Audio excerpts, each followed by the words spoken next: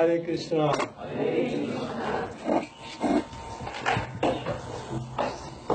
Obrigado a todos que vieram ao festival de hoje.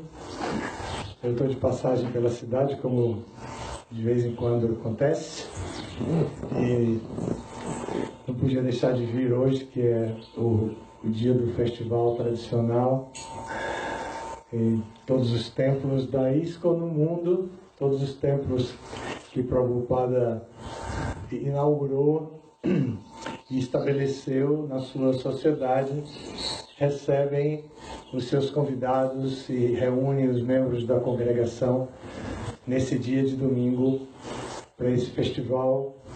E uma parte do festival é ler o livro Bhagavad Gita, e então vamos fazer isso.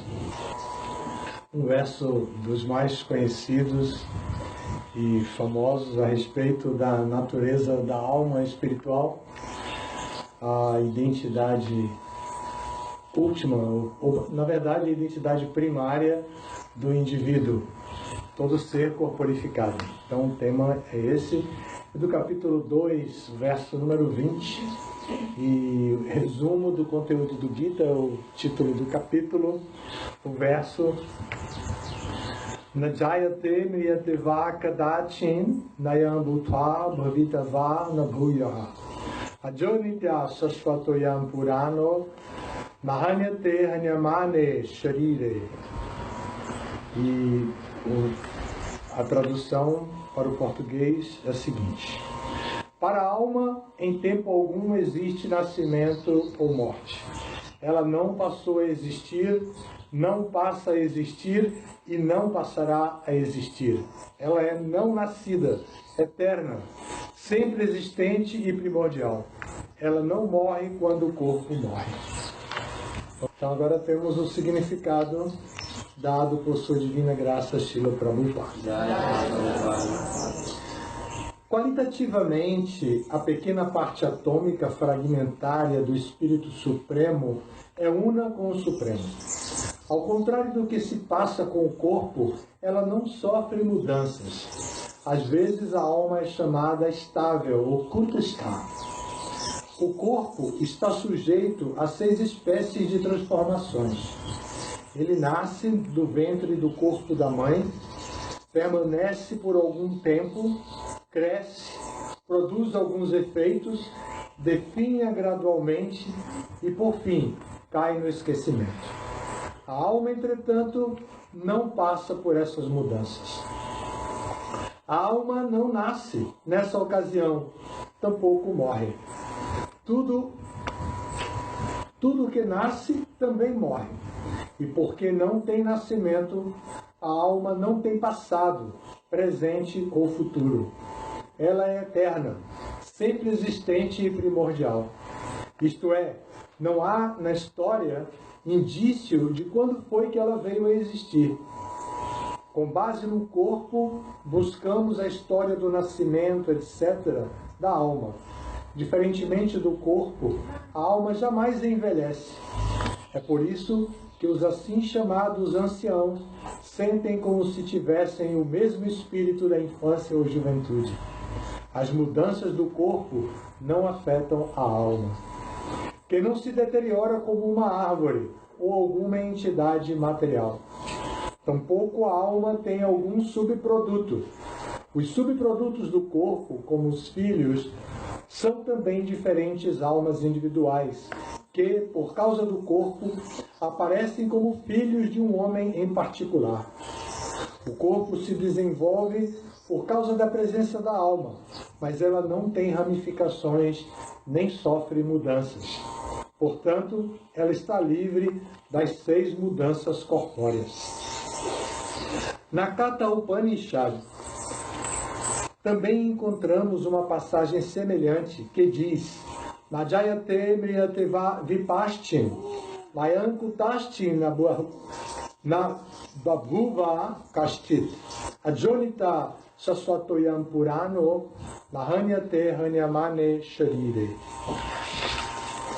O teor e significado deste verso e desta passagem do Bhagavad Gita são os mesmos, mas aqui neste verso há uma palavra especial, vipashti, que significa erudito ou conhecedor. A alma é cheia de conhecimento, ou sempre repleta de consciência. Logo, consciência é o sintoma da alma. Mesmo que alguém não encontre a alma dentro do coração, onde ela está situada, ela pode se dar conta da presença da alma pela simples existência da consciência. Às vezes, devido às nuvens ou por alguma outra razão, não encontramos o sol no céu, mas sempre há alguma claridade, em virtude do que temos a convicção de que é dia. Logo que há uma réstia de luz no céu da manhã cedo, podemos compreender que o sol está lá. Similarmente, como há alguma consciência em todos os corpos, seja homem ou animal, podemos entender a presença da alma. Esta consciência da alma é, porém, diferente da consciência do Supremo, porque a consciência suprema tudo conhece, passado, presente e futuro. A alma individual tem de esquecer-se de sua situação espiritual. A não se lembrar de sua verdadeira natureza, ela obtém instrução e iluminação nas lições superiores de Krishna. Krishna, todavia, não é como a alma que vive no esquecimento. Se ele fosse assim, seus ensinamentos transmitidos no Bhagavad Gita seriam inúteis. Há duas espécies de almas. Aquela sob a forma de partícula diminuta, Anu Atma, e a superalma, Vibhu Atma. A Katha Upanishad também confirma isso da seguinte maneira: Anoraniya Mahato Mahiyam Atmasya Jantor Nihito Guhayam Tamam Akratu Pashyati Vita Shoko Datur Prasadam Mahimanam Atmanam. Tanto a superalma, Paramatma, quanto a alma atômica, Jivatma, situadas na mesma árvore do corpo, estão dentro do coração da entidade viva. E apenas alguém que tenha se livrado de todos os desejos e lamentações materiais pode, pela graça do Supremo, compreender as glórias da alma. Krishna também é a fonte da superalma, como se verá nos capítulos seguintes. E Arjuna é a alma atômica, que se esqueceu de sua verdadeira natureza. Portanto, ele precisa ser iluminado por Krishna, ou por seu representante autêntico, o mestre espiritual.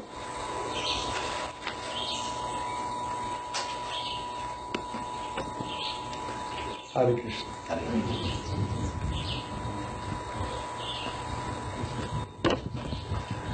Om Jnana Timirandasya Jana Jana Shalakaya Chaksurumilitam Jena Tasmai Shri Gurave Namaha Shri Chaitanya Manobhistam Staptam Jena Bhutale Swayam Rupa Kadamahyam Dadati Swapadambikam Vanchakalpatarubhyascha Kripa Sindhubhyayevacha Patitanam Pavanebhyo Vaishnavebhyo Namo Namaha.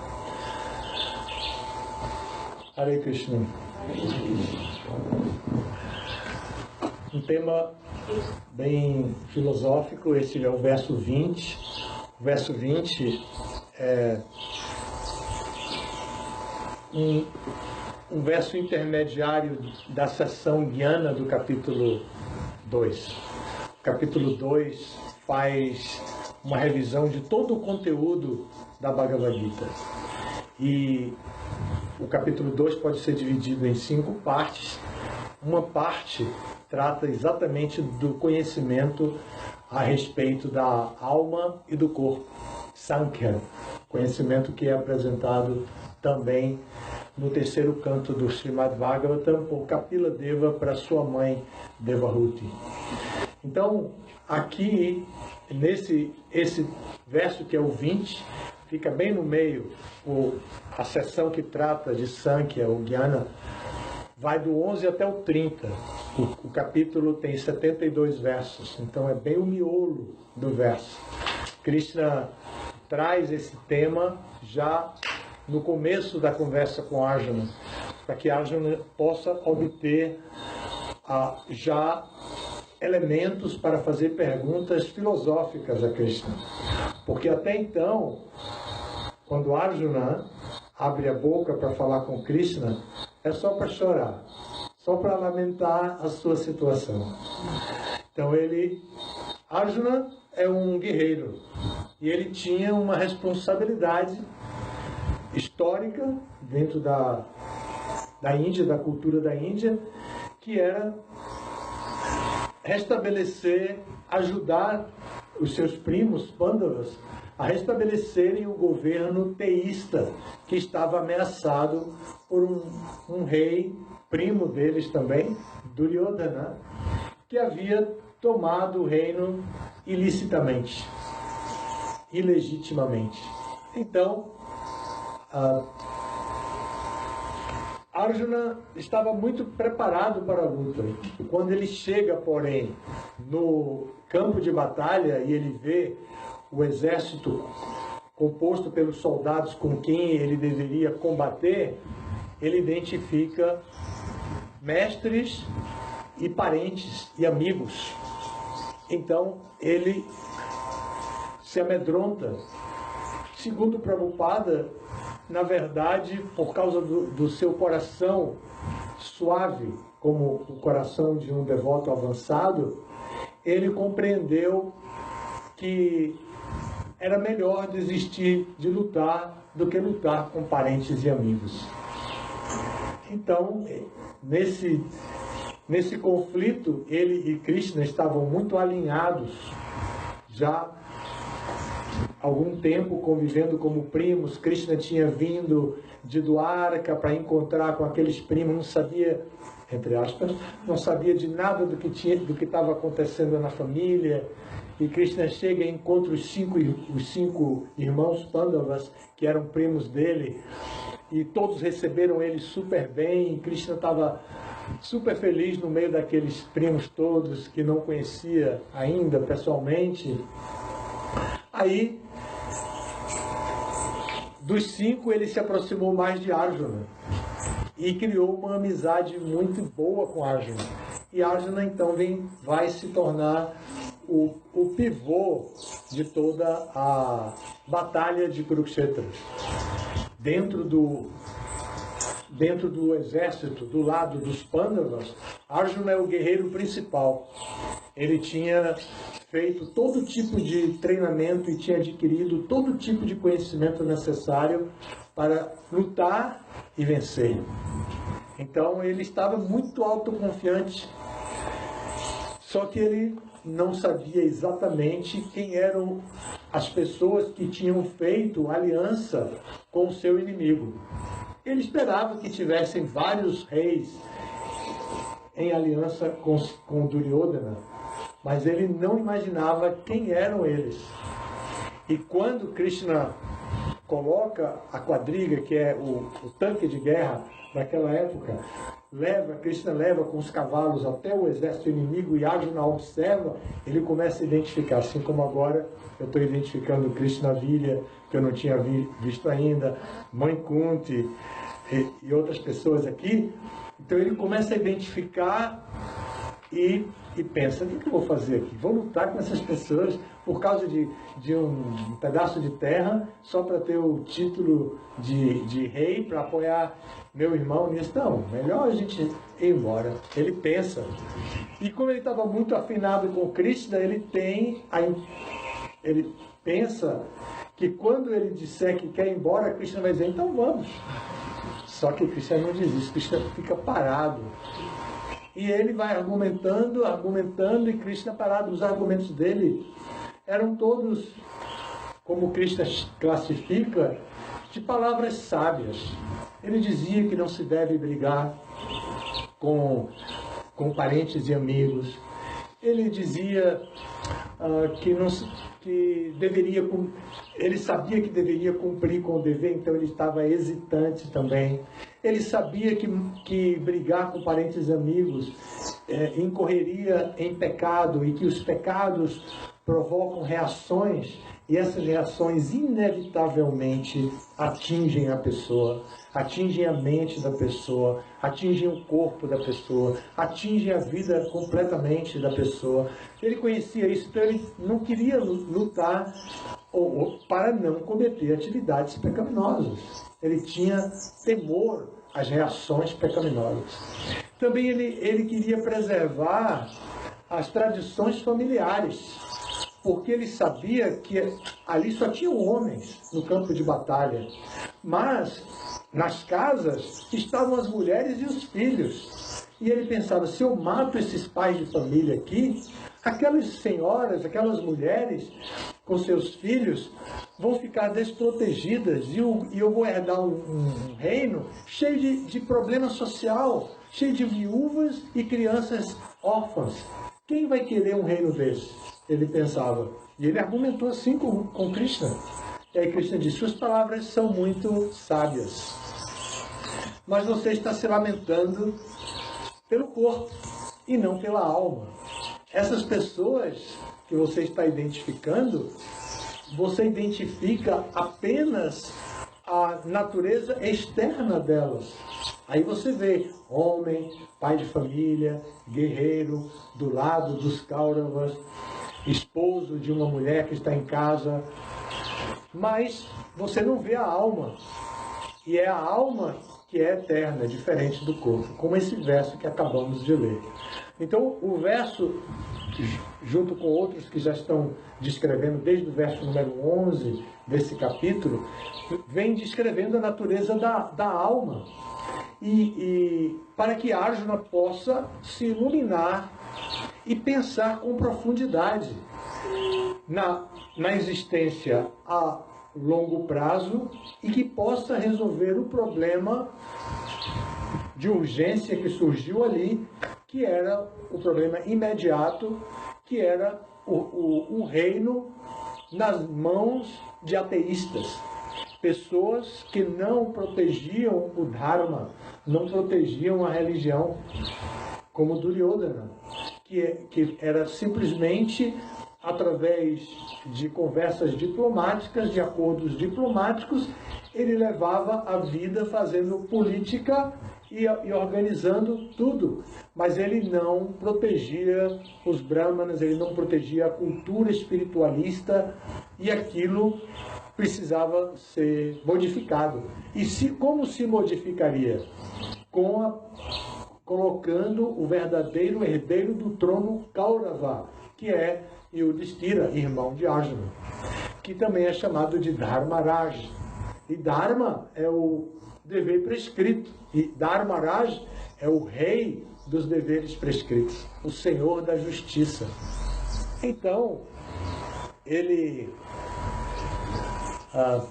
Arjuna estava pensando de maneira correta, de acordo com a cultura espiritual que ele tinha, a cultura espiritualista, a cultura que ele tinha adquirido desde sempre na sua educação, mas ele não queria lutar, ele não queria encarar o dever prescrito. Então, Krishna fala esse tema de Sankhya para despertar nele a curiosidade filosófica, para trazer inquietações. E nesse mesmo capítulo ele vai fazer perguntas, porque Krishna vai vai falar do Stitadir Muni.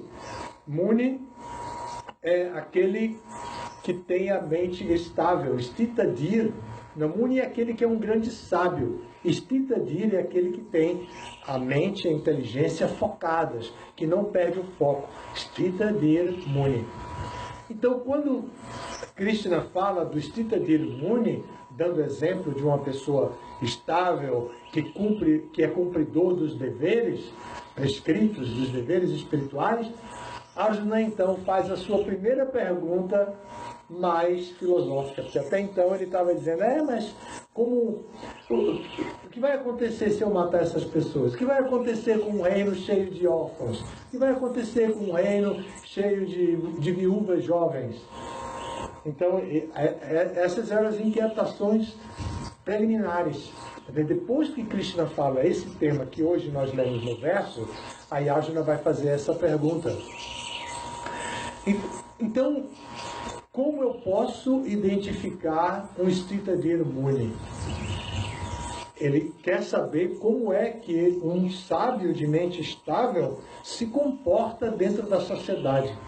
Quais são os sinais que ele apresenta para que os outros possam identificá-lo? Quais os sintomas que ele próprio sente, que tem, para que ele possa saber quem ele é, em que posição ele se encontra, o Sthita Dhir Muni. Ele também queria saber se ele podia agir como Sthita Dhir Muni, sendo então um Sthita Dhir Muni. O Bhagavad Gita fala quais são os sintomas. Os sintomas significa isso, o que a pessoa percebe em si mesmo. Então, ele queria conhecer-se a si mesmo, ele queria saber se ele estava na plataforma de Sthita Dhir Muni. Então ele pergunta também como é que esse Sthita Dhir Muni, como é que ele fala, como é que ele reage às provocações, como é que ele reage às ofertas de gozo dos sentidos. Ele não perde o foco nem mesmo quando ele é provocado, quando ele é estimulado ao gozo dos sentidos, estimulado à politicagem do mundo, estimulado a toda essa bagunça material que existe na sociedade, com os sistemas em efervescência. Ele não se envolve com isso? Então Arjuna faz essa pergunta: como é que ele fala e qual a sua linguagem? E Krishna vai responder como é que ele fala e qual a sua linguagem, porque Arjuna está muito curioso. Depois ele pergunta também, sendo ele um Sthita Dhir Muni, como é que ele se senta? Ou seja, como é que ele recolhe para dentro de si mesmo os seus sentidos e não se deixa iludir por todas as propostas maravilhosas que existem nesse belíssimo mundo onde estamos. E aqui estamos num lugar de farta beleza, né? Que é Salvador, com seu litoral, sua gente e tudo mais. Às vezes a gente precisa desviar o olhar mesmo de tanta beleza abundante que tem assim. Então ele pergunta a Krishna como é que ele recolhe os sentidos. Sabe como é a resposta de Krishna? Ele tem que recolher os sentidos mecanicamente. Não precisa estar preparado primeiro para depois parar, não. Ele tem que tirar os sentidos dos objetos dos sentidos da mesma maneira que a tartaruga recolhe para dentro da carapaça os seus membros, ou seja, mecanicamente, fisicamente. Ele tem que tirar os sentidos dos objetos dos sentidos. Por quê? Porque ele está focado, ele tem a sua inteligência esclarecida. Dhir significa isso, inteligência ou mente às vezes, né? Sthita é foco, fixo. Dhir é inteligência e Muni é sábio. Então, um sábio de mente ou de inteligência estável tem que saber o que deve fazer, o que não deve fazer, e às vezes retirar os sentidos dos objetos dos sentidos mecanicamente, ainda que os sentidos permaneçam apegados aos objetos dos sentidos. Mas Krishna entende que é muito forte para qualquer pessoa, inclusive para Arjuna, receber uma instrução dessa. Como é? Repressão agora? Está valendo repressão? Então, Krishna diz, aí para compensar, para ajudar Arjuna, diz assim, mas ele deve se empenhar num gosto superior, porque com inteligência ele vai descobrir o que é mais agradável do que esse tipo de contato sensorial. O que é mais agradável? Que pode até trazer uma satisfação sensorial, mas que não me enreda. Traz prazer dos sentidos, mas não me enreda nesse mundo. Tipo praçada, né? Como a gente sabe. E aqui a galera é esperta, né? Até acarajé, vatapá fazem como praçada, né? Que a gente pode comer, os baianos amam, e eu sou baiano. e podem comer, tendo um prazer muito grande dos sentidos, mas não se enreda. Por quê? Porque foi oferecido a Krishna. E tendo sido oferecido a Krishna, não cria karma. É karma free, como às vezes os devotos põem nos seus saquinhos de biscoito que eles fazem e põem lá, karma free. Aí você vai numa loja vegana e encontra lá um produto com selo, karma free, porque é prasada. Então, prasada é assim, aí uma acarajé, uma bará, vatapá, caruru, todas essas coisas que são karma free, tudo de bom. Então, Krishna diz, desenvolva um gosto superior e trabalhe para satisfazer este gosto superior. Então, a sua consciência vai se purificar e vai se estabilizar. Agora, não é mais só a inteligência como e a mente, como as estruturas de ação mais próximas do indivíduo. Os sentidos já têm que ser recolhidos. A inteligência diz, não, recolhe, para, vira a cara, sai daqui, disfarça, some, faz qualquer coisa, foge, mas sai, não cai no gozo dos sentidos. Mas agora vem o gosto superior que vai purificar a consciência. Então a pessoa já não fica naquele estágio de apego e de sofrimento, de repressão. Ela já entendeu e a consciência já se purificou e às vezes ela pode até ver e ela não se sente atraída como antes. Então Krishna estimula isso para Arjuna. Mas esse é só como se senta, ou seja, como ele retira os sentidos dos objetos de sentido. Aí vem a quarta pergunta de Arjuna, já mais filosófica, estimulados por esse conhecimento a respeito da alma e do corpo. Aí ele vai perguntar, e como é que ele caminha? Como é que ele caminha e como a gente diria? E como é que ele corre atrás? Como é que ele corre atrás para sobreviver nesse mundo? Como é que o Stitadir Muni sobrevive nesse mundo? Então, Krishna vai responder exatamente, ele cumpre com o seu dever prescrito e recebe misericórdia do Senhor Supremo. Imagine, né? Tem que aprender a depender de Deus. Tem que aprender a depender também da misericórdia divina. Então, esse verso de hoje, e esse significado maravilhoso, assim, fundamentado com os Upanishads, o Katha Upanishad, são importantes, tanto a tradução como o significado. E olhem, escutem outra vez, agora que eu falei isso, o verso, para vocês verem que conhecimento Arjuna está tendo diante do momento que ele tem que tomar uma decisão forte, uma decisão importantíssima, uma decisão decisiva. Tá bom? Para dar ênfase.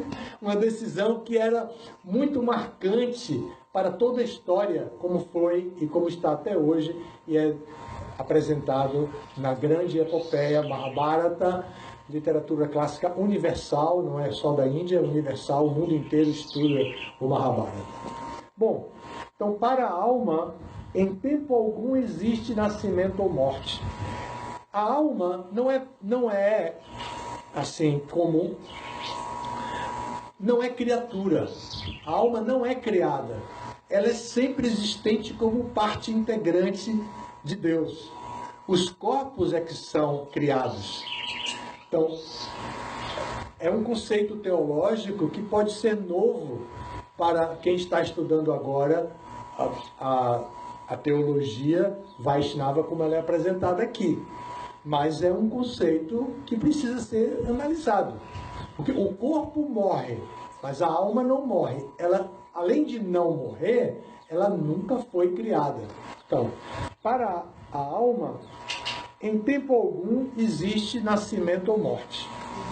Ela não nasce quando o corpo nasce, né? Ela não passou a existir quando o corpo nasceu. Quando o óvulo e espermatozoide se juntaram e naquela aventura amorosa, cheia de energia, não sei o que mais, não foi aí que a alma passou a existir. Foi aí que a alma entrou. Ela também foi convidada. Naquele momento, a alma também é convidada, pelo nível de consciência que se produzem a todas as emoções. Mas ela não foi criada ali naquele momento. O que foi criado ali foi o embrião. Foi a única coisa criada ali agora, o que há de novo ali agora é o embrião. E a alma que chegou e entrou, e se posicionou. Então, ela não passou a existir. Não passa a existir na atualidade, no momento presente. Tampouco passará a existir no futuro. Não vem outras almas, não tem uma fábrica de almas, não tem um criador de almas. Tem o Senhor Supremo, como o Sri Upanishad vai dizer, que ele é Purnam, Om Purnamada Purnamidam, que a pessoa suprema, o Senhor Supremo, ele é completo em si mesmo.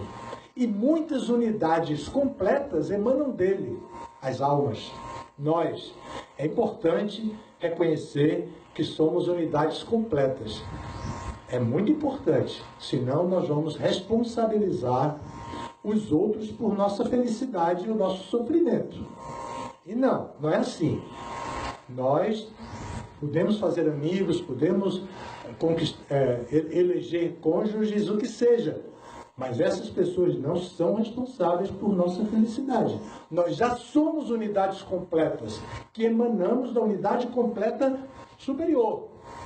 E que depois que essa unidade emana, como se eu fosse o superior, como essa unidade emana dele, ele permanece completo. Ele permanece completo em si mesmo. É muito interessante isso. Isso é o Sri Upanishad. Aqui, o verso citado por Prabhupada é do Katha Upanishad, mas esse outro que fala da completude do Senhor é do Sri Upanishad. Então, vamos continuar. Ela é não nascida. O que vai nascer é o bebê, né? O bebê que vai nascer. Mas a alma só está ali dentro sendo transportada. E ela sai com ele. Mas ela não nasceu naquele momento. Ela não entrou no momento da junção de óvulo e espermatozoide e ela não entrou na hora que o bebê estava nascendo. Ela já existia e devido às circunstâncias ela aparece naquele exato momento ali. Ela é não nascida, eterna. Mesmo depois que o corpo morrer, ela vai permanecer, né? Sempre existente e primordial. É a alma que predomina em nosso corpo. E não é à toa que às vezes a gente quer expressar um sentimento de dor e diz assim, eu senti uma dor na alma. E os poetas exploram muito bem esse tema da alma, né? Não faltam poesias para expressar a alma como primordial. Então a alma é primordial. O nosso corpo externo pode ser o que for, pode estar em qualquer classificação dentro desses universos materiais, não apenas o conceito cosmológico, védico, não é de um único universo. Isso, a palavra universo vai indicar que une todos os astros celestes e cria então um universo. Mas, de acordo com a astronomia védica, existem muitos universos. E é importante reconhecer, e pelo menos saber disso agora, mesmo que a gente não possa entrar nos detalhes desse conhecimento nesse exato momento. Quinto canto do Srimad Bhagavatam. Vocês podem, chegando lá, estudar ou buscar alguma informação por ali. Então, a alma primordial, ela predomina na nossa identidade. Nós podemos ter um RG, uma identidade, o CPF, todas as classificações dentro da nossa vida social, e devemos honrar com tudo isso. É um tipo de dever prescrito também. Viver dentro desse mundo tem também uma importância em termos de dever prescrito. Mas o dever prescrito primordial é o dever que pode satisfazer as necessidades de quem é primordial na nossa identidade, que é a alma. Então, originalmente somos almas espirituais, agora estamos iguais. Não há diferença alguma entre uma alma e outra. Vocês viram que em algum momento falou assim, há 2 tipos de alma, não foi? Porque uma é a suprema, a alma suprema, de onde todas as outras almas emanam. Sempre existiu, sempre existentes, mas elas emanam e a alma suprema permanece suprema e permanece inteira, completa, e todas essas almas fazem uma voltinha, vamos fazer um passeio por toda Brahmanda, toda a existência material com seus inúmeros universos, para não falar de planetas, satélites e tudo mais. Então, essa alma peregrina ou transita por toda a existência material, nascendo e morrendo ciclicamente. Como ciclicamente? A alma aparece no corpo, a alma não morre, tá? Eu falei agora nascendo e morrendo, mas foi porque vacilei. A alma dentro do corpo, o corpo nasce, cresce, produz subprodutos, envelhece e morre. A alma passa para outro corpo e novamente recorre para outros ciclos de vida. Então a alma é a mesma. Nós, provavelmente, já vivemos inúmeras encarnações, em muitas e muitas oportunidades de vida em outras situações. Mas agora, nós estamos diante de um conhecimento libertário, um conhecimento que não é meramente religioso. Nós podemos apresentar com algumas características externas de religião, mas ele é um conhecimento científico a respeito do espírito, a respeito da alma. Então, esse conhecimento que Krishna está dando aqui é analítico, e nós podemos, então, analisar a existência material de acordo com os elementos que são dados aqui, o que é matéria e o que é espírito. O que é matéria é temporário, o que é espírito é eterno. Essa é a conclusão final e a simplificação de todo esse conhecimento. Então, por fim, o verso vai dizer: ela, a alma, não morre quando o corpo morre. E isso é fundamental para compreendermos tanto a teologia como a filosofia que seguimos, que tem muitas partes em comum em termos de filosofia e teologia. Então, essa alma espiritual agora está dentro de nossos corações, não é? Com a nossa individualidade. Então, nós somos almas espirituais que estamos vivendo agora uma experiência espiritual, material. Então, nós não somos um corpo que possui uma alma. Nós somos uma alma que está transitando dentro deste corpo. Um poeta indiano já falou sobre isso, Tagore. Tagore vai dizer, nós não somos... como é mesmo o texto? Fala alto, fala alto. Não somos seres humanos numa jornada espiritual, mas seres espirituais numa jornada humana. Muito bem, obrigado, Damandar. Isso mesmo. É assim, não somos seres humanos numa jornada espiritual como nós pensamos. Somos espiritualistas, somos devotos, somos espiritualistas. Não é exatamente isso, né? Nós não somos seres humanos numa jornada espiritual. Nós somos seres espirituais que agora estamos numa jornada humana. Essa é a nossa condição a nossa situação. Isso é o resumo do que foi falado aqui hoje, é o que eu tentei apresentar para vocês também, mostrando o drama de Arjuna, que é fundamental. Arjuna é um grande herói e é um grande ídolo dentro do Bhagavad Gita, e nós podemos ler a Bhagavad Gita e nos identificar muito bem com ele, porque ele vai colocar nos ouvidos de Krishna muitas perguntas que nós faríamos a Krishna. Como? Por quê? Por que lutar contra todas essas coisas? Como tirar os meus sentidos, os objetos dos sentidos? E Krishna vai dar as respostas para Arjuna, e na verdade essas respostas são para todos nós. Podemos banhar o nosso intelecto com esse conhecimento e estimular a nossa alma a atuar dentro do nosso corpo sobre a nossa inteligência, porque ela tem autoridade sobre nossa inteligência. A alma tem. A inteligência que é metida e que fica tomando a posição da alma, mas a alma é superior à inteligência. Krishna vai dizer isso no penúltimo verso, capítulo 3. Ele vai dizer isso, que analisando todas essas estruturas, vamos ver que os sentidos são superiores à matéria inerte.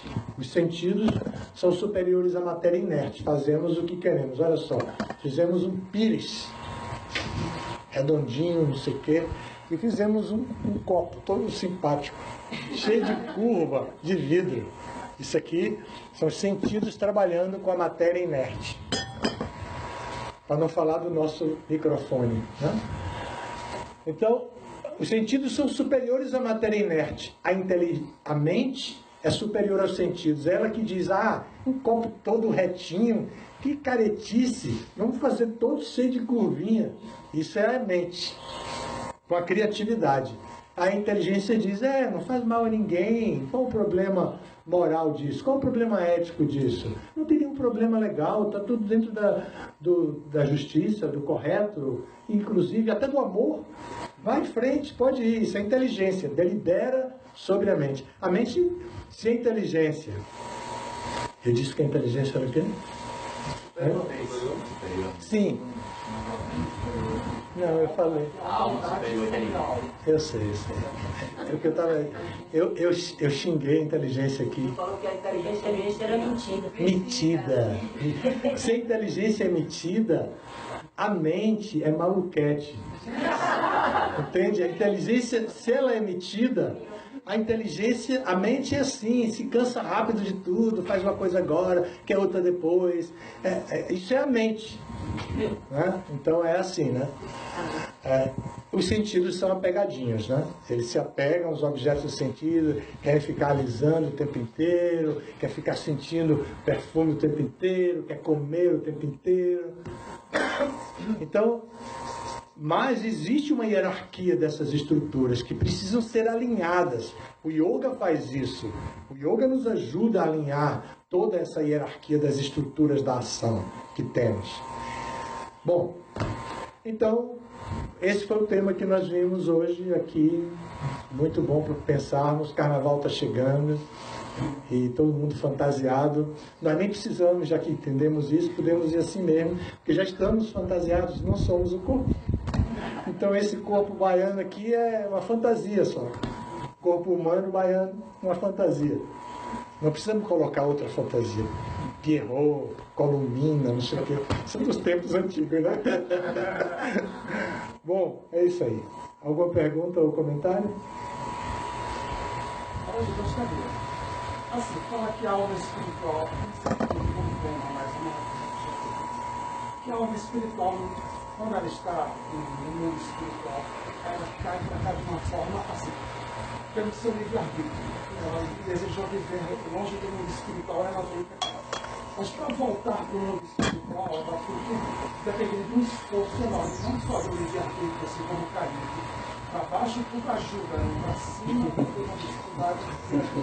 Então, o livre-arbítrio por si só, porque também fala assim, que a pessoa quando está progredindo, às vezes ela cai do seu progresso espiritual, mas ela não logrou o sucesso. Então, se ela tivesse partir do livre-arbítrio, não, eu quero voltar para o mundo espiritual, isso seria suficiente, ou ela deve ter exatamente esse esforço dessa progressão. O livre-arbítrio é um direito constitucional, não da Constituição brasileira, mas é um direito constitucional da alma, é dármico.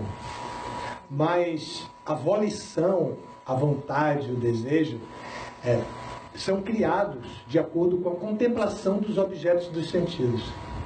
Então dizer, estou cansado, quero voltar. Aí aparece uma outra novidade aqui. Não, já desisti, vou ficar de novo. Mais um pouquinho só, depois eu vou. Aí é outra história. O livre-arbítrio se apresenta para nós como exclusividade de Tatastha Shakti. Tatastha Shakti é a energia intermediária de Krishna. Krishna tem 3 energias básicas: Antaranga Shakti, Tatastha Shakti e Bahiranga Shakti. Antaranga Shakti é a sua energia interna, que produz o serviço devocional, o mundo espiritual, Srimati Radharani, as deidades, sempre estão nos convidando para o serviço devocional. Isso é Antaranga Shakti, energia interna de Cristo. Tatastha Shakti é a energia que nós somos, que temos o livre-arbítrio, o direito de escolher. Eu vou trabalhar com Antaranga Shakti ou com Bahiranga Shakti. É uma opulência espetacular. Para quem gosta de liberdade, é tudo que a gente quer. Não é não? Liberdade, liberdade. A história do ser humano é buscando a liberdade. Mas por quê? Isso já é natural. Nós temos a liberdade. Você pode escolher o que você quiser. Só que as escolhas trazem responsabilidades. Quando você se envolve, você não pode simplesmente largar as suas responsabilidades. E muitas vezes você nem quer. Às vezes você quer e larga, e a polícia vem e lhe pega, a justiça vem e lhe pega, sei lá quem lhe pega. Mas isso é assim mesmo.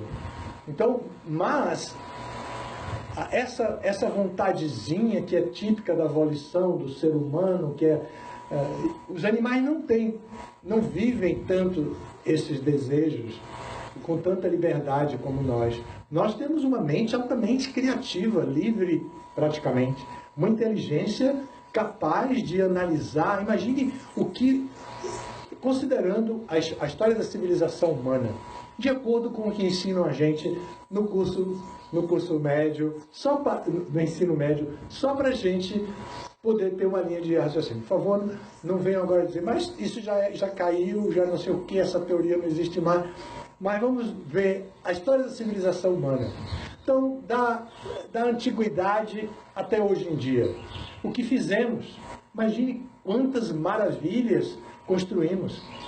A engenharia, o que trouxe de benefício para a sociedade humana, mesmo a música, a evolução da história da música, a medicina.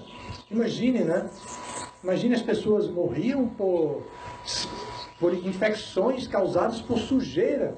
Nem tinham conhecimento de asepsia, nem tinham conhecimento disso. Imagine, de limpeza, de higiene. E morriam por infecção. Aí vem antibiótico, anti-inflamatório, tudo isso que a gente usa e abusa, né?